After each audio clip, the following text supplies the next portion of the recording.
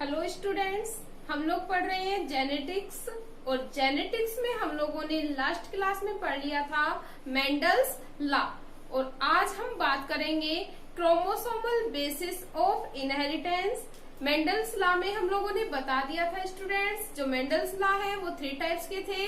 कौन कौन से? Law of dominance, law of segregation and law of independent assortment. आज हम बात करेंगे क्रोमोसोमल बेसिस ऑफ इनहेरिटेंस।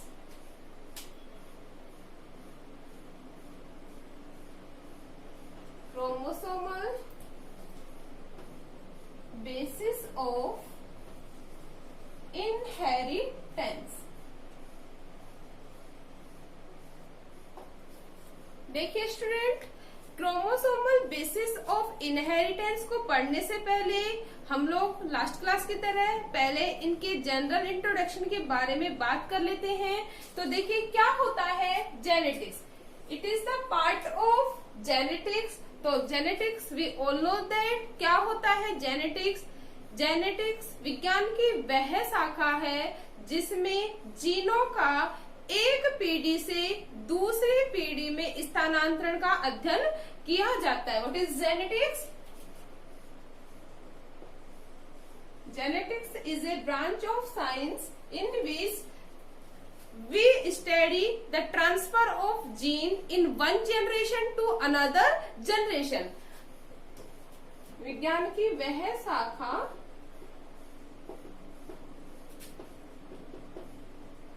जिसमें जीनों का एक पीढ़ी से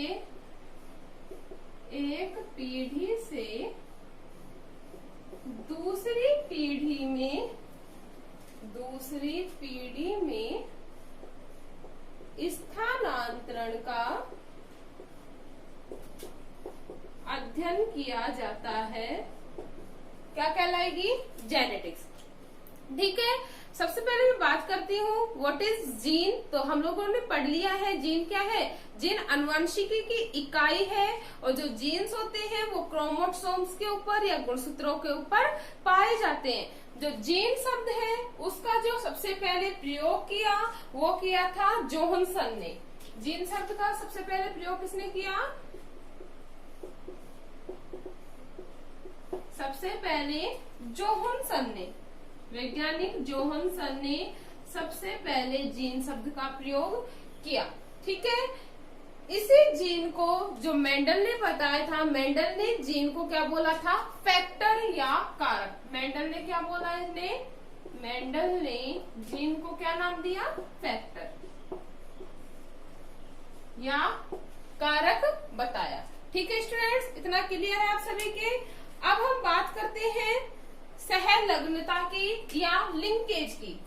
क्रोमोसोमल बेसिस ऑफ इनहेरिटेंस का जो फर्स्ट टॉपिक है वो है सहलग्नता या लिंकेज।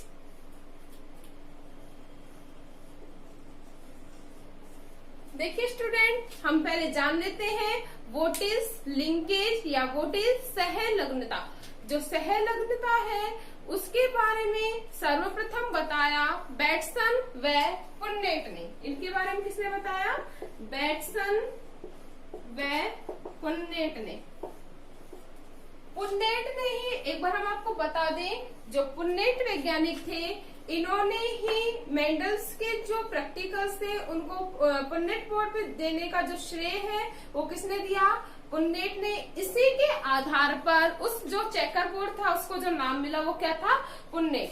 तो लिंकेज के बारे में या सहलग्नता के बारे में सबसे पहले बताया बैटसन व पुन्नेट ने।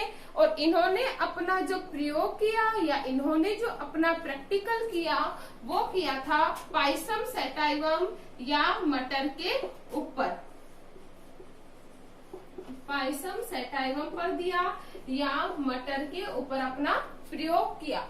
What is linkage? अब देखिए क्या होती है लिंकेज या क्या होती है सहलग्नता। देखिए नाम क्या है? सहलग्नता। एक बार हम लॉजिकली या वर्ड के मीनिंग से हम नाम जो डेफिनेशन है वो पता कर लेते हैं। सह का मतलब साथ साथ, सह का मतलब साथ साथ, लग्नता का मतलब जुड़े हुए, लग्नता का मतलब क्या होगा, जुड़े हुए।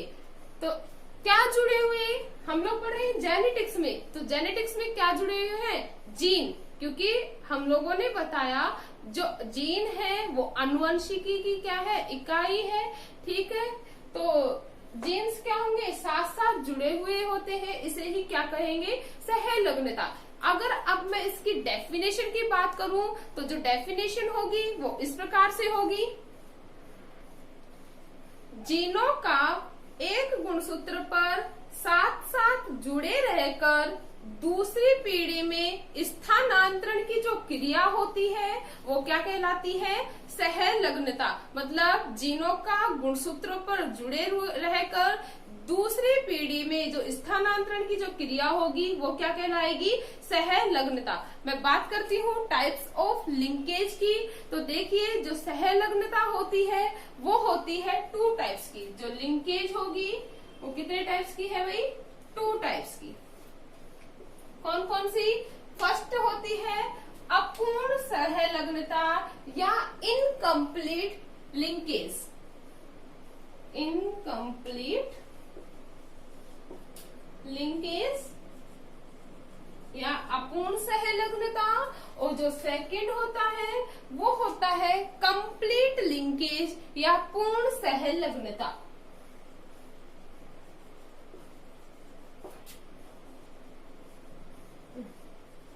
लिंकेज है वो कितने टाइप्स की होती है, मेनली 2 टाइप्स की होती है, अपूर्ण सहलग्नता एंड सेकंड जो होती है वो कौन सी होती है, पूर्ण सहलग्नता। हम बात करते हैं फर्स्ट अपूर्ण सहलग्नता की या इनकम्प्लीट डोमिनेंस की। देखिए नाम ही क्या है, अपूर्ण। अपूर्ण का मतलब पूर्ण रूप से जीन जो है वो एक जनरेशन से दूसरी जनरेशन में ट्रांसफर नहीं होते। इनकम्प्लीट, अपूर्ण मतलब 1 जनरेशन टू अनदर जनरेशन जो जीन्स होंगे वो कम्प्लीटली ट्रांसफर नहीं होंगे, क्या कहलाएगी, इनकम्प्लीट डोमिनेंस। देखिए जो इनकम्प्लीट जो डोमिनेंस है इसके लिए वेरियस फैक्टर्स काम करते हैं। मेन जो फैक्टर होगा वो क्या होता है, डिस्टेंस बिटवीन जीन्स, या जीनों के मध्य क्या पाई जा रही है, दूरी पाई जा रही है, जिसके कारण जब क्रॉसिंग ओवर होता है तब इनके जो जीन्स होते हैं 1 जनरेशन टू अनदर जनरेशन, या हम बोल सकते हैं 1 chromosome to another chromosome completely transfer नहीं हो पाते, जिससे जो कंप्लीट कैरेक्टर है वो पूर्ण रूप से 1 generation to another generation transfer नहीं हो पाते।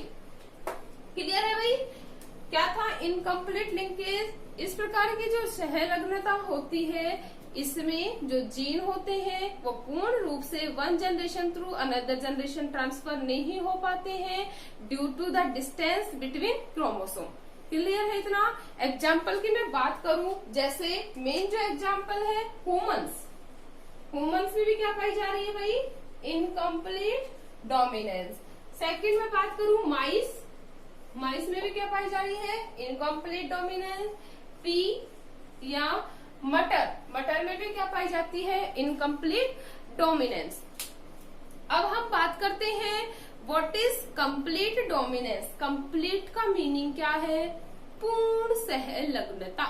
पूर्ण का मतलब पूर्ण रूप से जीन जो होंगे 1 chromosome to another chromosome transfer होंगे, या 1 generation to another generation transfer होते हैं। तो देखिए हम डेफिनेशन की बात करें तो what is the definition of complete linkage. तो देखिए इस प्रकार की जो सहलग्नता होती है इसमें जो जीन्स होते हैं उनके ऊपर, या सॉरी जो क्रोमोसोम्स होते हैं उनके ऊपर जो जीन्स होते हैं वो व्यवस्थित रूप से जुड़े हुए होते हैं, और ये जो जीन होते हैं एक पीढ़ी से दूसरी पीढ़ी में पूर्ण रूप से क्या होते हैं, स्थानांतरित होते हैं। इसे क्या कहा जाएगा, कंप्लीट लिंकेज। इसी प्रकार जैसे हम लोगों ने लास्ट बताया इनकम्प्लीट डोमिनेंस में, जो इनकम्प्लीट डोमिनेंस है उसमें भी फैक्टर काम करते हैं। इसी प्रकार जो कंप्लीट डोमिनेंस है उसमें भी क्या काम करते हैं, some factors are responsible. Example की बात करें, डिस्टेंस बिटवीन क्रोमोसोम्स और जो जीन्स या जीन्स के बीच में या क्रोमोसोम्स के बीच में डिस्टेंस बहुत ही कम होती है। सिंपल सी बात है भाई, डिस्टेंस कम होगी तो जीन्स इजीली एक क्रोमोसोम टू अनदर क्रोमोसोम क्या हो जाएंगे, ट्रांसफर हो जाएंगे। ठीक है, तो कंप्लीट लिंकेज में जो जीन ट्रांसफर होता है या जो जीनों के बीच में या क्रोमोसोम के बीच में जो डिस्टेंस होती है वो बहुत ही कम होती है, जिसके कारण जीन्स इजीली क्या हो सकते हैं, ट्रांसफर हो सकते हैं। एग्जाम्पल की मैं बात करूं तो एग्जाम्पल है कंप्लीट लिंकेज का, वो है Drosophila, male Drosophila. Complete linkage का जो एग्जाम्पल है वो क्या है, मेल ड्रोसोफिला। जो मेल ड्रोसोफिला होता है इसमें कंप्लीट लिंकेज या पूर्ण सहलग्नता पाई जाती है, क्योंकि इसके क्रोमोसोम्स के बीच में डिस्टेंस बहुत ही कम होती है या न के बराबर पाई जाती है, जिससे जीन इजीली ट्रांसफर हो जाते हैं। इतना क्लियर है भाई? ओके।